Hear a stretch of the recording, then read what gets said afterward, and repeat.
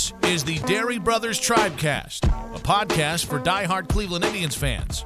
Presented to you by waitingfornextyear.com. Now, here are the hosts, Matt and Todd Dery. Wish we were bringing you a show under better circumstances, but it is another edition of the Dery Brothers Tribecast. Matt and Todd with you on waitingfornextyear.com. Thanks to our friend Dr. Ben Hornstein and the Center for Advanced Dentistry. Major League Baseball shut down, the Indians shut down, everything shut down due to the coronavirus. But not the Dery Brothers. We could talk tribe baseball, memories, stories. What's up, buddy? Hey, living the dream over here, the palatial estate. I'm hunkered down like the rest of you should be. If you're not, get inside your homes and don't come out, please. Stop spreading the virus. No, but I'm all good here, man. I got everything I need.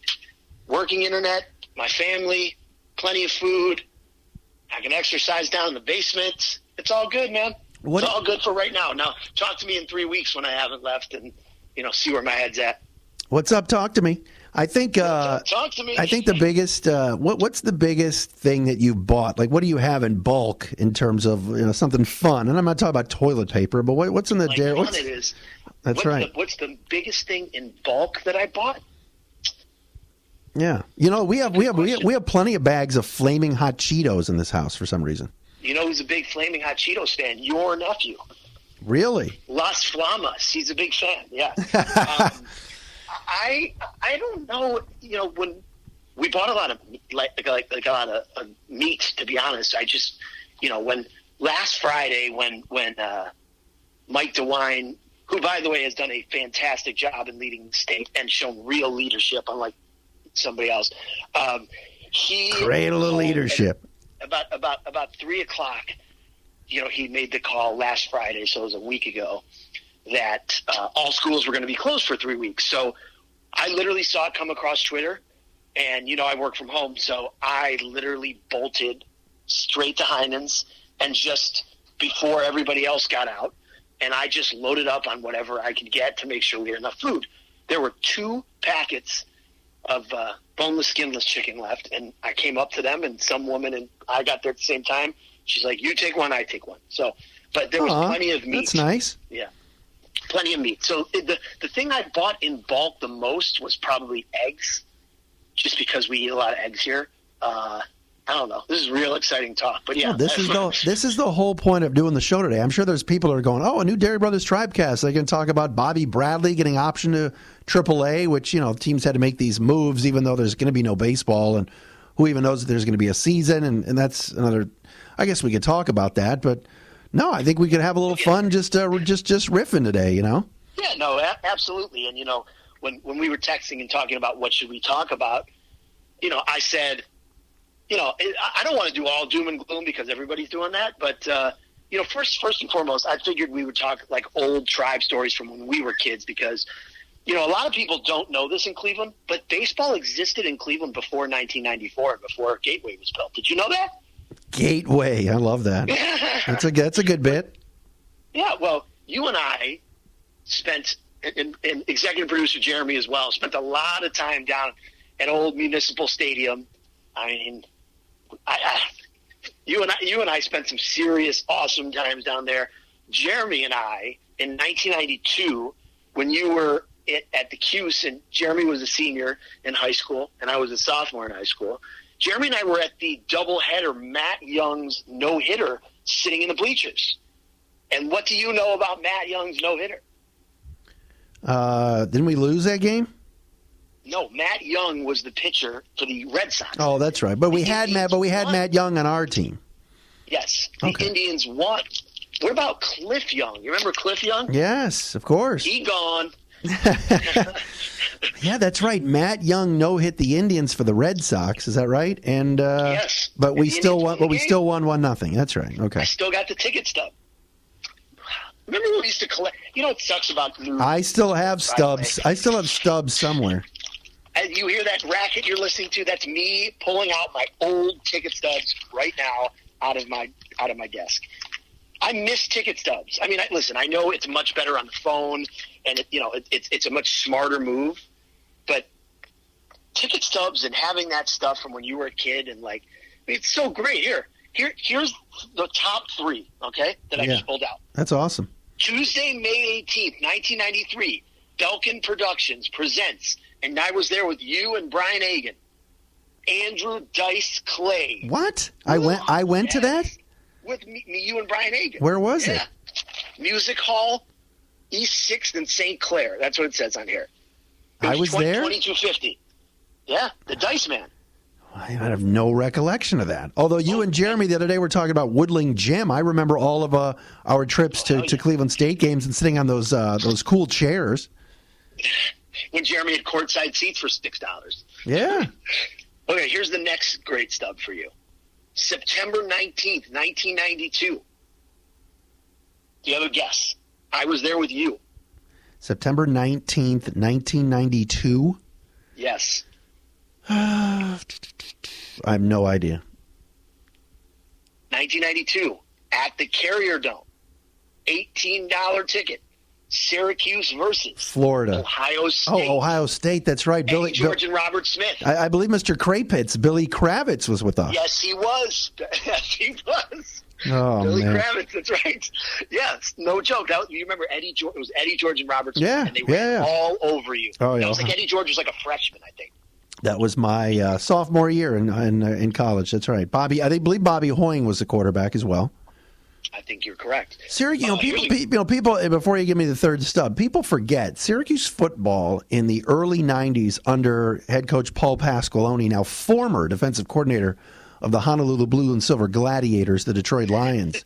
Paul Pasqualoni was a fantastic, not just good, a fantastic head coach at Syracuse. And people, like you said, people don't know about Tribe baseball pre-'94. People think, oh, Syracuse football, Donovan McNabb. Before McNabb, when Pasqualoni had Marvin Graves, who's the coolest MFer ever, Graves, yeah. and owned the campus when I was there, they had good teams, very good teams. And Syracuse had beaten Ohio State, actually, in the Hall of Fame Bowl the year before.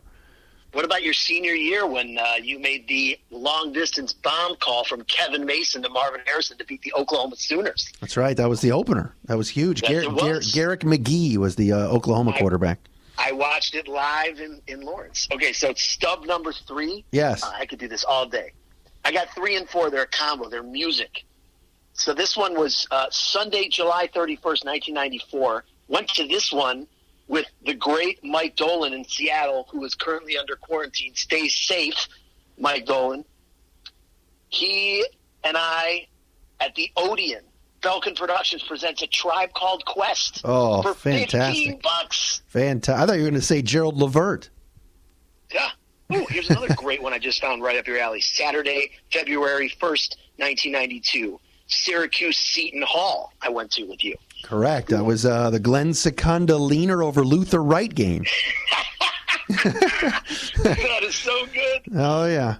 Oh, I also just found Paul McCartney, October 18th, 2005, went with Mark Polisky, the great Mark P. Now, if you don't follow Mark Polisky on Twitter, then you should just delete your account.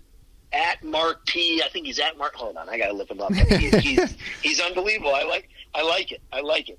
But yeah, I mean, God, there were so many great sporting events and so many great ticket stubs I got here.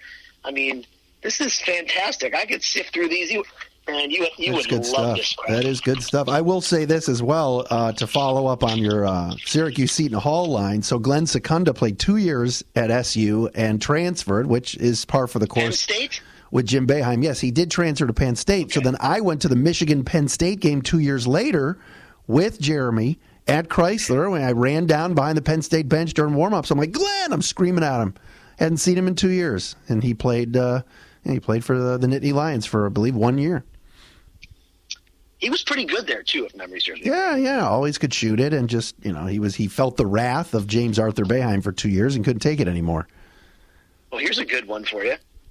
December 18th, 2007, at Alexander Memorial Coliseum, Georgia Tech versus the Kansas Jayhawks. Went with the great Doug Spear, the year that Kansas won the national championship. Love that. I totally forgot about that one. That's pretty remarkable. But it's got to find some tribe ones. It's interesting because of all the stubs and everything else. But we always get those stories from people like, oh, yeah, when Len Barker threw his perfect game, I was there, May 15th, 1981. You and I were home watching it we were home watching it on a Saturday night on Channel 43.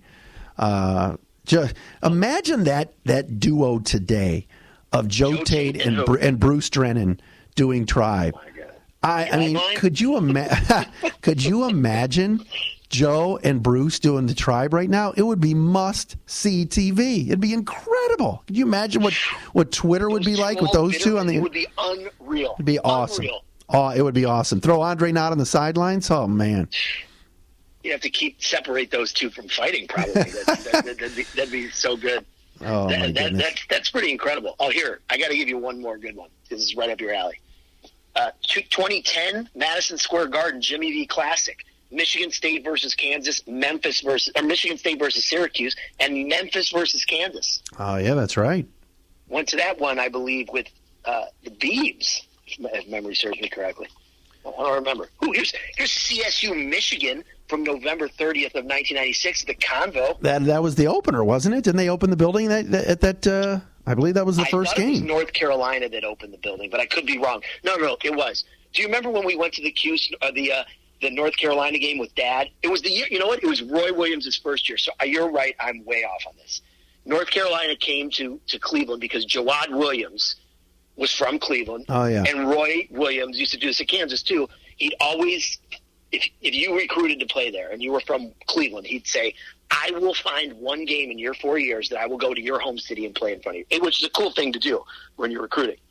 And so Cleveland State played North Carolina. And I think you were there with me because Dad, Cleveland State was winning the whole time. And we were sitting with some North Carolina fans, and they blew it, and North Carolina won at the end, and the refs gave them everything. And some Carolina fan was, like, taunting. And Dad got all mad, and he was like, yeah, great. You just beat Cleveland State, asshole. Congratulations. I don't think I was there. Fired up. I do not believe I was at that game, but that's pretty sweet. I also was wearing my that T-shirt. Remember when Roy said, "I don't give a shit about North Carolina"? And yeah. North Carolina. I was wearing my "I don't give a shit about North Carolina" T-shirt. Didn't he say I don't give a flip about North Carolina? No, he said shit. It was on national TV to Bonnie Bernstein after we lost to you in 2003. Oh yeah, that's right. And this is we'll get off the stubs and we'll get into Tribe memories, but we have to tell this story. Saturday, September 12th, 1998. Got to guess. You were there. I was. Michigan, Syracuse football? That's correct. Okay. Yeah. Michigan versus Syracuse. We wore our Cuses in the House matching T-shirts to that game. Did. That was Donovan McNabb. Donovan McNabb just put on a show, beat Tom Brady and Drew Henson in the process. That's right. I was just going to say you. That was a one-man performance. I mean, you and I saw McNabb, and it was me, you, and Jeremy, and we saw McNabb versus Brady, and then McNabb played Brady in a Super Bowl how many years later, which is incredible to think about. It is.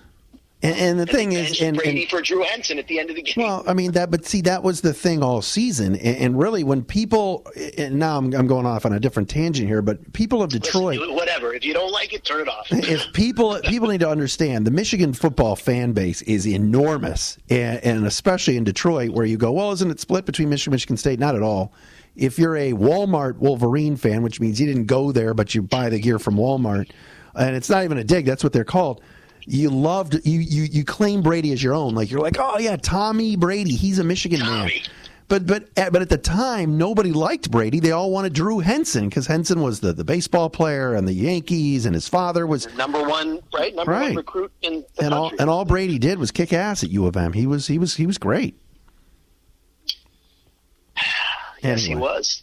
All right, so when are we going to play baseball? If you had to guess, Todd Dery, would you say yes, no, June 1st, July 1st? What's your guess?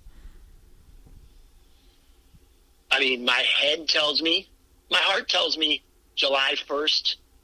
My head is telling me I think we're going to get about a 60 to 80 game season, like maybe July, All-Star break on situation. I just don't see how they're going to. Let's say, first of all, we're still not even close to the peak here. we're still rising, and it's only going to get worse, and people are only going to get sicker. I don't believe that we are leaving our houses for another 2 months. I don't. 2 months? And then, wow. I think we're 8 to 12 weeks away from any sort of return to normalcy. Maybe they can't just – here's the other thing. You can't just roll them out there and be like, okay, guys, we're going to start the season today. Right, you got to have spring training. Was like in the right. You have to have some sort of spring training. None of the starting pitchers have built up their arms. They're going to have to figure out, okay, do we start the season with 35 guys on the roster? Like, what do we do here? You know, they got to figure all that out. And I'm sure that Major League Baseball is coming up with some sort of contingency plan. Are they? This is Rob Manfred we're talking about. That's a good point. That is a good point. I just don't see how they can get anything started probably, but till maybe July 1st. Let's say hypothetically the country reopens on June 1st at some way, and they say, okay, we're going to do this, and June 1st there's going to be return to normalcy. They still can't risk putting fans in a stadium. My guess is you'll still see a month of no fans at a minimum, but they got to build everything up. So I don't know. July 1st, truncated season. They will play baseball, though. NBA, I don't think you're going to see an NBA season at all. I don't even think you're going to see like a playoff tournament or anything like that. And NFL could be starting late too, because you have no OTAs. You're going to have no. How do you give physicals to these players? How do you draft guys and bring them into your building in April? You're not. No. So So that's my guess. What do you think? I'm a little bit more optimistic, I guess, than you. I think, but I do believe that, like you said, I mean, with the coronavirus and the pandemic, we're behind, and we were not prepared. So unless I'm thinking maybe June 1st spring training for a couple weeks, and then they try to get games being played July 1st or maybe June 15th, like you said, July 1. You don't do an all-star game. You push it back. I don't even know who has the all-star game this year. I'm not even. It's Los Angeles. So maybe you push that. Where the entire state was just shut down. Shut down. Yeah. Does that include the Delhi board, by the way? Mez is. Let's big shout out to Mez, by the way, who serves the greatest sandwiches in America, and that is no hyperbole. I think he's still. It's funny because I was texting with him a couple days ago, and he has never done he doesn't allow carry out. I mean, he allows carry out. You can obviously go in and get a sandwich, but he's never allowed like Grubhub and DoorDash because he wants his food to always remain at its freshest and most quality. So he's anti-delivering of his food, which I respect because he truly cares about quality. He had told me that, he didn't know what he was going to do if he was going to do any sort of carry out. But then, this situation changed, and he feels like he's got to feed the people, and he's being super careful. And I saw his video on Instagram with the gloves on, and everyone's 6 feet away, and how they're doing it. So hey, God bless that guy. Matt and Todd Dery with you. It's a Dery Brothers Tribecast where we're not really talking about the Indians, at least 19 minutes and 9 seconds in, although my timer could be off. You brought up an interesting point about season and getting it started and everything else. And now's the time really for daydreaming or thinking about games from the past. I don't know. You live there, I don't. But I don't know if STO's replaying old games. But and we're not stealing a bit from Zach and TJ on their podcast, which we love, the Selby is Godcast. Those guys, I love that idea, by the way. Yeah, those guys have gone through complete games and stuff. Analysis, I love it. I mean, that takes a lot of time. So shout out. By the way, Zach did get back to me. Woodshop update for those of you that listened to our last podcast. Zach Meisel was called out by yours truly. Hey, Twitter world, yours truly. And so, okay, now we're way off topic. My son loves OJ's Twitter, so he's like, sends me that stuff. Well, he wasn't alive when OJ happened, so like to him, OJ's just a story. I mean, right. To us, he's a murderer. I mean. But anyway, so I called Zach out, and we were DMing back and forth, and he's in. So he wanted to come here for the April 2nd, Thursday. There was a Thursday, Friday, Saturday, Sunday Tribe Tiger series. We had it all set. Andre Knott was in. Zach was in. We were all going to do Union Woodshop Barbecue in Clarkston, April 2nd, which has been a promise of mine to take them for years. And now with coronavirus, it's ruined. So who knows when we'll end up going? But we had it figured out. Coronavirus ruining fun for everyone all over the country, as you know. And good barbecue. But thinking about old games, like you brought up earlier, being at the Matt Young game. I mean, anytime I see stuff on Twitter, and sometimes when I talk to Siciliano, Andrew Siciliano, of course, from NFL Network, and a buddy of mine from college, I mean, I go back to being there with Andrew, you, me, and our fourth, was it Howard Perlmutter? It was Howard Pearl, the legendary Howard Pearl, Andrew Siciliano, me and you, absolutely. For the night. Dad and Mom. Mom forced Dad to go to temple. What? It was Yom Kippur. It was Yom Kippur. The guy who couldn't care less about religion, and Mom made him go to temple. So it was that night when the Indians beat the Orioles. I believe it was the Orioles, right? No. Who did we beat that night? You're mixing stories. No, I'm talking about the night we clinched to finally win the division. You're mixing stories. I am? I will separate them for you. In fact, literally the stub I'm looking at right now is Friday, September 8th, 1995, Baltimore Orioles. All right. Section 162, row case, seat 7, for $16, might I add. But that was you and me, but who was with us? And you. Okay. Valerie and Kevin. Oh, my God. Yes, it was. That's unbelievable. And you're mixing up Game 1 of the playoffs. Thank you. Okay, yes, that's the story that I was. So the Tony Pena homer off Zane Smith, that was me, you, Andrew, and HP Radio. That's right. Home of the hits. Wow. All right. Station. But I think about that night because not the Tony Pena one, but the Tommy catching the last out and finally seeing playoffs. I mean, that was, everybody has memories and everybody goes, oh, the Tommy homer and the World Series against the Braves, or the Tony Pena thing, or we were talking the other day on text with Forrest about Espinoza to Herb Perry. I remember being in the family room for that one. But you and Dad, that was I think about that, and it makes me emotional to think about it. I mean, that was I don't know if me, you, and Dad were ever in the same room again for a big Indians moment, because we all lived in different places, and then Dad eventually passed away. But think about it, that was it for us. That was it. Yeah. I mean, there were so many World Series that year, but I'm saying the four of us, me, you, Mom, and Dad went to whatever, I think it was Game 3 or Game 4, whichever one it was, but we weren't together. 97, you were in Detroit, I was in my apartment in Lawrence, and Dad was at home with Mom, right? Yeah. I don't ever remember did the four of us ever go, did you come home at all for 97 playoffs? Did we go to any of those games together? Yes. Yeah. Because I know I was in Games 3 and 4. I was there for one of the freezing cold World Series games against the Marlins, freezing. I know. Not because I was in Lawrence. So I was home for ALCS, and I think you were home for the World Series. I don't know if I was there for the Jeff Juden game. I don't remember. But I remember how cold it was. Yeah, because it snowed, terribly.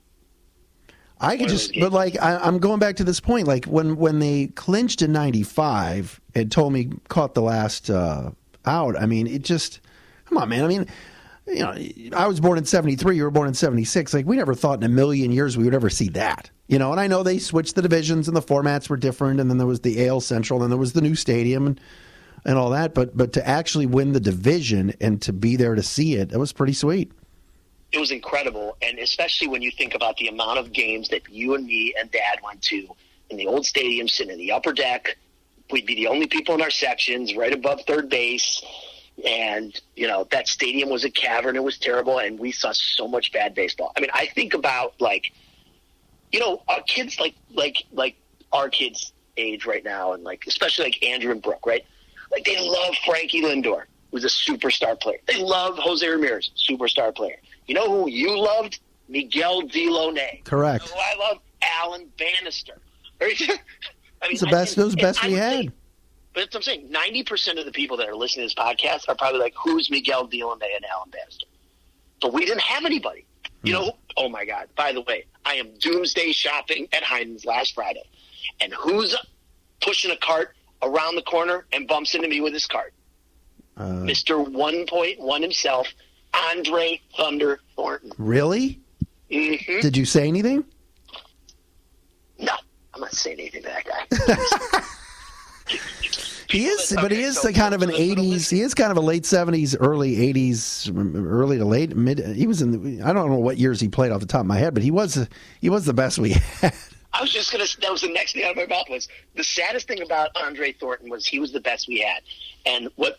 So for the listeners out there that don't know who he is, he was a DH first baseman. He played on the Indians. I just looked it up from 77 to 87. Yeah. He made two All-Star games. And, you know, he was they called him Thunder. So he would, he hit 28 homers in 77, his first year with the Indians. 78, he hit 33 in 105, 26 in 93, 32 in 116 and 82, 33 in 99 and 84. But he was big strikeout guy, DH, whatever. He never seemed to come through. The Indians always sucked. And he was the first player that I can ever remember. No, I mean, I know that Wayne Garland was the big, free agent, was the first free agent who made over $1 million. But in our lifetime, when we knew sports, Andre Thornton was the first Cleveland player that made $1 million. And it drove our father insane. And he made $1.1 million. Right. Our father used to refer to him as 1.1. Well, and every time he K'd and go back to the dugout, and we were on, I think at that point we were in section 18 upstairs on the first base side, and he would walk back to the dugout, and my God. I have to tell you the funniest thing ever. I just looked down on Baseball Reference at his salaries, and he signed a contract in 1985 when he was 35. Yeah. $4.4 million for 4 years. And it says yearly salary 1.1. Yeah. That's crazy. And I think at that of all teams, the Indians paid Andre Thornton at ages 35, 36, 37, and 38 $1.1 million, which today would be like paying somebody 15 to 20, right? I mean, but the payroll was always pretty low, so it wasn't like he was surrounded with other high-priced guys. Payrolls back then, right? No, not at all. I think at that point in the late '80s, Paul Hoynes was in his 40th year covering the Indians. Strong possibility. Strong possibility. Very strong. Man, that's those were good. Those were good times. I mean, he was, but like you said, some of the numbers were better than I thought they were that you rattled off. Me too. So that's pretty impressive. And you knew any time because of where we sat and how the stadium was sort of the symmetry of it. When he hit him to left field, you knew that sound it made. You knew it was gone. But you're right. He wasn't that good. But he put up some pretty good numbers. Yeah, he was fine. I think just Dad resented him because he made a lot of money. That was probably.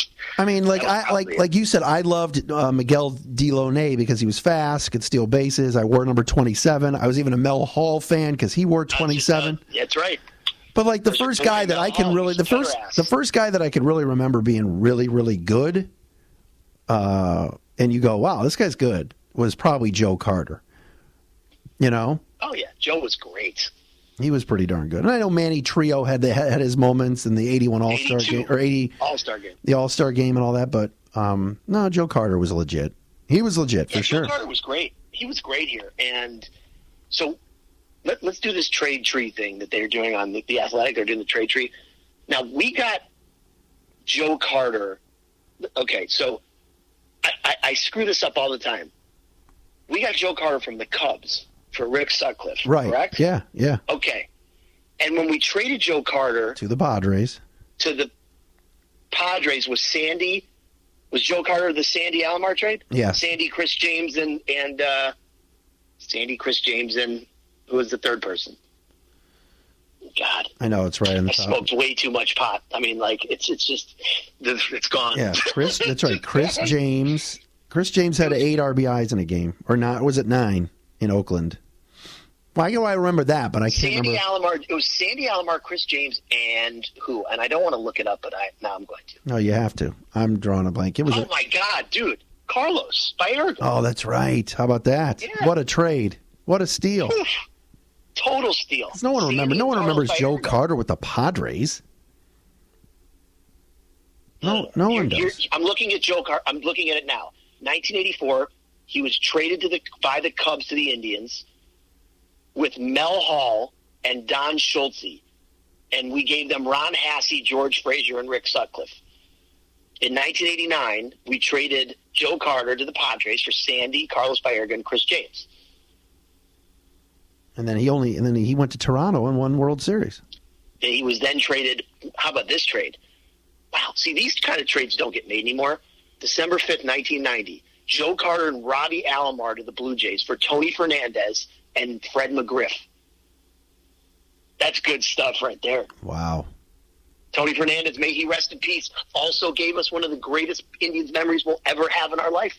The homer off of Armando Benitez in 1997 that in extra innings in Game 6 that sent the Indians to the World Series. And I mean, it's either great or it's horrible. There's you know what? You can't. I mean, you only if you're dead. He's now dead, and, and I will not ever speak ill of the dead. No, neither will I. In this instance, but you know what? The horses were out of the barn anyway. Once we got to extra innings, we all knew. Right. Let's be honest. But I'm just saying. You can look at a player and go, "Oh man, he did this. I remember this play with Tony Fernandez. It's two. It's the homer off Benitez, and it's the error in Game 7, and that's all you remember. You don't remember anything else. It's not like he spent a lot of time. Solid for the Indians. Yeah, he was good. 97, and he wanted to be. Not forget. He shouldn't have been out there. Well, no, that's my point. He wanted to be on the field because that douche Bip Roberts took himself out.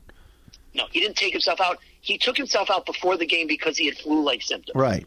Who bows out of Game 7 of the World Series? I know. Incredible. Isn't that awful? Oh. Years later, you'll laugh at this, but years later, Bip Roberts was on the Tigers, and Kirk Gibson was doing the TV, and Kirk Gibson ripped him and said, Bip Roberts is jogging on first. Well, it's the same guy that bowed out of Game 7. So Bip Roberts called into our radio station when I was working at WDFN at the time and said, I don't remember the line, but he had a pretty sweet line to kind of fire back at Kirk Gibson. Something to the effect of, I don't know if Kirk Gibson is God or not, but that's not who I pray to. That was his line. Wow, it's a great line. Oh, yeah. Bip? I'll say this about Bip. In the summer of 97, I spent working for the Fox affiliate in Kansas City underneath two absolute legends, Zach Klein, who's now the number one sportscaster, local sportscaster in Atlanta. Yeah. And none other than Kevin Keatsman.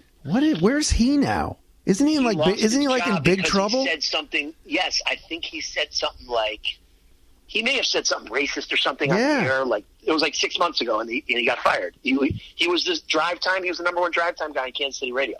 Keatsman and Whitlock. Yep, great K-State, big K-State honk. Hates KU. Anyways, I was working for them. No bigger KU hater than Pat Forty. Oh, Pat Forty! Every time he mentions KU, he has to throw in that they're under investigation. That same thing with Kentucky, and he went to Missouri and lives in Louisville. I wonder if he has any biases at all. Anyways, all right, back to your Bip Roberts story. Yes. Anyways, I covered the Royals, and my job, I was the stringer. I was one of those guys in the locker room sticking a microphone in players' faces. I did it all summer, and I was 21 years old, and it was back then. I actually still was like in awe of athletes. But I remember the Royals that summer went through like a 18-game losing streak. They fired Bob Boone, who was such a dick. I had to go to every one of his press conferences after the games, and we were all like afraid to ask him a question because he would just snap. And in the middle of the losing streak, it was terrible. They replaced him with Tony Muser, who was the nicest man on the planet, by the way. Anyways, so I used to go and stick microphones in players' faces, and top three nicest guys on the team: Bip Roberts, Mike McFarland, Johnny Dave. Three nicest guys. Bip was super cool. Like when no one would talk, when they were losing every game, like I would go up to Kevin Apier. He would like walk around. Kevin Apier is one of these guys.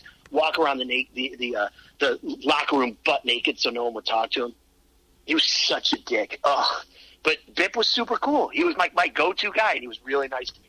And then a year later, he was on the Indians bowing out of Game 7 of the World Series, which is pretty crazy.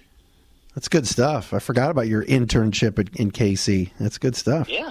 Well, that's when I actually thought I was going to, follow your footsteps and be in sports talk radio. And then, reality set in, and I wasn't. Yada yada yada. All right, give us an aluminum foil salesman. You got to give us a game that's on your mind and a tribe memory in a minute. But you got to tell us about Dr. Ben. What's going on over at the Center for Advanced Dentistry in this time of COVID-19? It's interesting. I actually was texting with him this morning because he sent me a really interesting COVID-19 story that I'm going to send to you, by the way. But, I asked him, I said, are you open? Like, what's going on? I mean, this is a guy who's putting his hands in people's mouths for a living. It's got to be terrifying.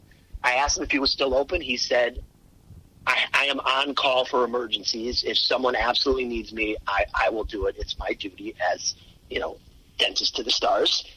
but he's, he's still the greatest. He's a very caring guy. He's taking care of his patients in this time, if need be. I mean, obviously they're not, open for clean teeth, but if you need him, he's there. Dr. Ben, great man. Great Tribe fan, great Cleveland sports fan for that matter. He is a Cincinnati. I believe he's a Bengals fan. Yeah, I know he's a Browns fan. Wasn't he a Bengals fan? I believe so. Yes, and he loves the UC Bearcats. Big UC Bearcats guy. That's right. What it is. But he's taking care of his people. He's doing great. Check him out. Center for Advanced Dentistry, CFAD.net, and at CFAD Beechwood on Twitter. And if you have an emergency, he's the guy that can help you out. Dr. Ben, we love you, buddy. Thanks for listening, and thanks for being our main sponsor. All right, Dery Brothers Tribecast, you're listening on waitingfornextyear.com. No baseball for a while. There was, and I want to hear, you got to come up with a game or two on the top of your head. Yeah. But real fast, I mean, the Indians did have to designate some guys for minor league camp the other day, which I find kind of silly, but they did it anyway. And two of the names that were on there, Bobby Bradley, Daniel Johnson, and look, I mean, Yu Chang, and you made a good point. These guys are probably at some point have to be on the regular team at some point this year. And fans like Bobby Bradley's had a good spring. Yeah, obviously the problem for Bobby Bradley is, and I mentioned this in the last podcast, is that he doesn't play the outfield. If he played the outfield and he could be Jake Bauers, I truly believe he would make the team over Jake Bauers. I'm not saying that there's more upside there because, I mean, yes, Bobby Bradley has graduated from AAA, and when he came up at times, other than that one absolute crush job bomb, he's looked overmatched. And until he can learn how to hit a curveball on the major league level, it's going to be a struggle for him. But, what are you going to do? He's a first baseman DH, and Domingo Santana is going to be your DH, and Carlos Santana is going to be your first baseman, and Franmil Reyes is probably going to play some DH/outfield as well, so there's just not enough room for him.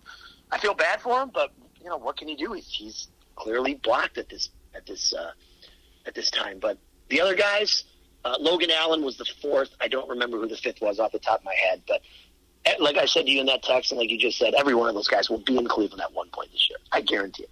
And like you said, I think you made a good point earlier. They may have, they changed the rules this year where you're carrying 26 guys on the roster, and who knows now, because of injuries, because you're rushing guys through, if in fact, we defeat the coronavirus or the Chinese virus. What a joke that is. I'm saying. Yes. Then guys can get hurt, and so maybe you have to carry 30 to start the year to keep guys almost safe from injury. Yeah, I mean, listen, it's going to happen. There's no way they're going to be like, oh, yeah, we're going to start with 25 guys. Or 26 now. I just don't see that happening. They're going to have to come up with some sort of contingency plan. That's for sure. That is for sure. All right, so you want to talk some more? Yeah, give me a game that you daydream about or that you can think of from the past, because I'm interested in seeing where you're going with this.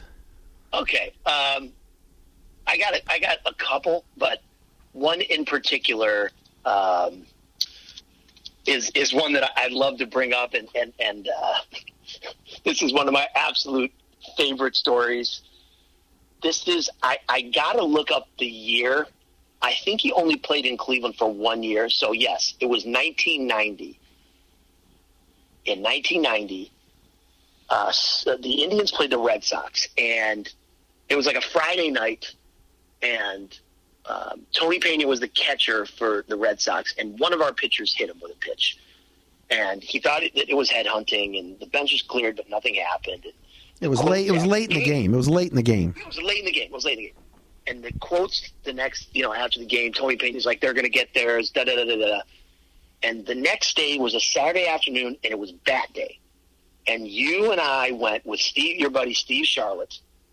And this was back in the day when they used to have bat day. They don't do bat day anymore because everyone's crazy and would beat each other up with bats in the stands. Correct. But they used to legitimately, for our younger listeners, they legit would give out a baseball bat, a wooden baseball bat. They were pretty to cool. Everybody in the stands. And Steve, by the way, was a Red Sox fan. Yes, from his dad, Jim. Love the Sox. So we go to the game. We get our usual Pizza Hut pizzas. The Pizza Hut boat pizzas at the old stadium were the greatest, for those who don't remember. Go ahead and say it. Say it, Deez. Pizza Hut pizza. That's right. Used to be this female vendor who used to say it like that. I think she worked at both places. I think she worked at the Coliseum. She did too. And we could do a whole show on Richfield Coliseum. Most of those. That is Cavs basketball. And I'm sure we will at some point when we don't have any baseball. So Roger Clemens, in his peak of early Roger Clemens, was the pitcher. And first pitch of the game, up steps Stanley Jefferson. Yes. He played 49 games for the Indians in 1990, by the way. Stanley Jefferson comes to the plate. So he comes up to the plate. First pitch of the game, Clemens literally drills him in the head. In the head.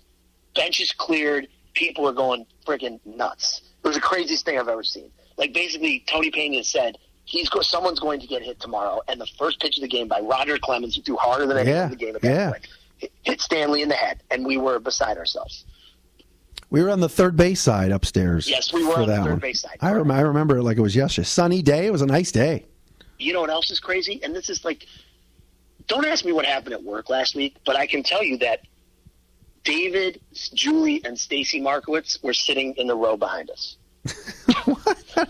Yeah. Really?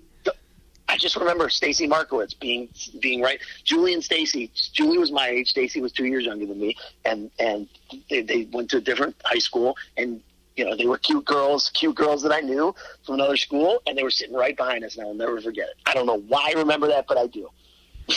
There was always something about the Saturday day game when it was good. When it was good teams, and again, the Indians had such bad teams for so long that like little things made it fun. When Reggie Jefferson would walk up to "Today Was a Good Day" by Ice Cube, like that's right. That was the highlight of the game. Hopefully he got 4 at bats, but like those Saturday day games, man, with the sun shining and that, like you said, cavernous stadium, there was something cool about it. Now they're all playing these Saturday games, most of them at night, but the Saturday day game was sweet. I think the Yankees are the only team that play like 1 o'clock Saturday. Consistently, yeah, they do. I love and that was when Dad used to take us. We always would go to all those Saturday afternoon games, and then we would wait for autographs for the players after, right outside that little, what was that gate that we'd stand by? There was like an awning. Do you know what I'm talking about? It was the Wahoo Club. Wahoo Club. Yeah, that's what I thought. The Wahoo Club. That can lead us into 2 other great stories, and then we have to wrap this up because we're going long. But I got 2 more. Number 1, do you want to tell the Jim Essien story? Well, there's like a good ending to it. That's your boy now. Yeah. I mean, yeah, we waited outside one day.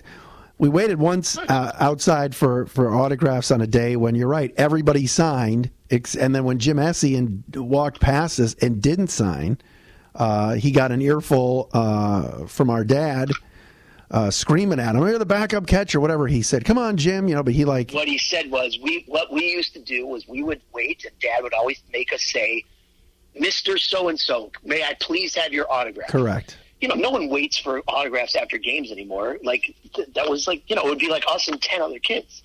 And so we walked up, and it was, "Mr. Essien, can I have your autograph?" And he ignored you, and he ignored me. And Dad wasn't having it. Chased him into the parking lot. "You're the backup catcher. Too good to sign autograph for kids, you bum." Yeah, so I've gotten to know Jim very well because he's a manager now at the United Shore Professional Baseball League up here in Utica, Michigan. He is the nicest man. He's the best. Skip Johnson is his nickname. He's the best. Did you ever tell him the story? Yes. He's like, there's no way I did that. I said, I know. I'm telling you, you did. I had to tell him. You did. He did. He's like, I would have signed, I swear. Maybe something happened. I said, he doesn't remember, but could not be a nicer man. Why would he? Could not. But he's the best. He's a great dude. Great dude. Okay. So the last story that is also another waiting for autographs after the game. So we would always wait for autographs, and we get cards, or we get our card book or whatever it was, baseballs, or the program or whatever it was, and we would wait, and and we'd think we'd be done. And I will never forget this as long as I live. We parked in the parking lot where basically the players also parked. I mean, then the players just parked closer to the lot, closer to the stadium than we did, but we were all in the same lot. And we're driving away, and out walks to the parking lot Ernie Camacho, number 13. That's right, closer to the stars. That's right.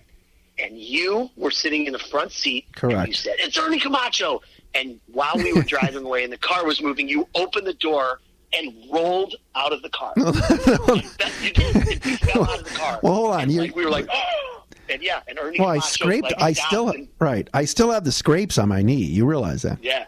Yep. And then this is 30. But you got Ernie Camacho's autograph, and this is and $1 30 years later. Get you on a subway. Well, Dad hoofed it to go get him. To turn around, and because we were kind of getting onto West 3rd, that's the lot across from the old stadium that was across the street. Yeah, yes, right across the street. Like if you were coming out now from the opposite end of used to be the dog pound entrance. Correct. Like that side of the stadium. Yeah, not the Muni lot, but further, further. What is that? Port south, Cleveland, right? Further south. Port of Cleveland. Yeah. I do remember that. Oh, yeah. I opened the door while it was still going. So good. He had to sign there. I'm down sprawled on the ground. Yes, he did. I was like, sorry. Oh, yeah. That's good stuff. Those are the days, man. That was fantastic story time. Next, on the next show, we'll talk about hanging out at the Bond Court Hotel in the lobby, waiting for opposing teams' players. What about Swingos? What about the Statler? Maybe we can go to the Coliseum and go to Bun Stuffers or Tavern at Richfield. I will admit that I've done this about 3 times, especially when I've had my kids in the car. We've gotten off at the Richfield Peninsula exit. And did you form 2 lanes? I did, and we pulled over on the side of the road. The light's now a flashing light, by the way, up there. And I'll just pull over and I'll be like, "This is where the Coliseum was," and they're like, "Cool, can we leave now?" I'm like, "No, you have to assume. You have to." Because it's just this giant field of nothing. Next pod, we're telling Coliseum stories because we had that one year was so great. 90-91, it was the best. Yeah, senior year of high school for me, it was a blow off. It was great. Yes, it was. All right, man, that was good stuff. We'll make this happen and hope people enjoy it and.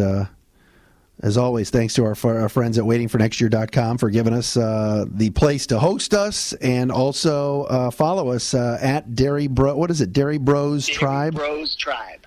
We need some more followers on Twitter. We'll talk to you again soon.